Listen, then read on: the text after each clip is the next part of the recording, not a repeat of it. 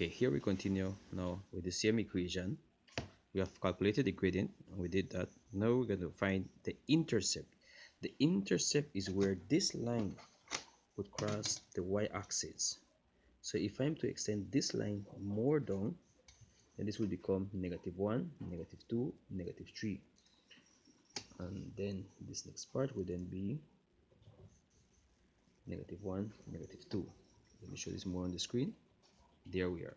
So if I'm to extend this line furthermore, which you don't really have to, but I'm just showing you so you can see for yourself. That's our point. So let's extend it out. Okay, so that must be somewhere around there. So we're going to calculate this value here. So how do we do that? Well, you have 2 points on the line which you need to, and you need the gradient for right now. So we state the general equation of the line. Right now we're going to calculate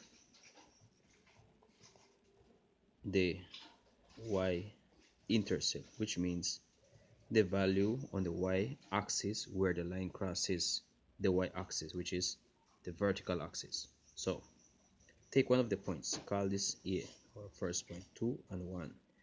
This is x, this is y.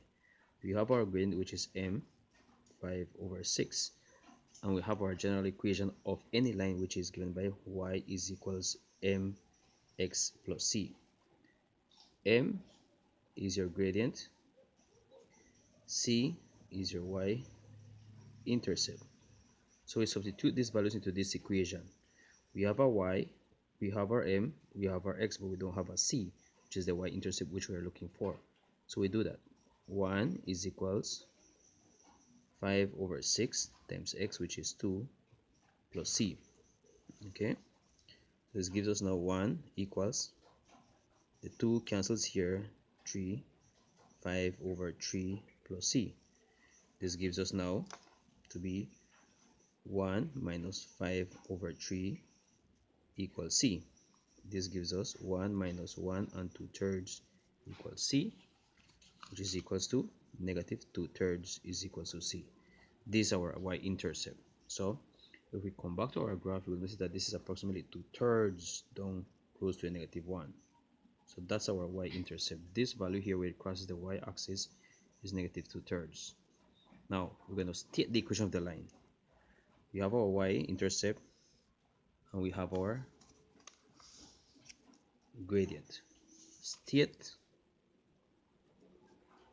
the equation of this line.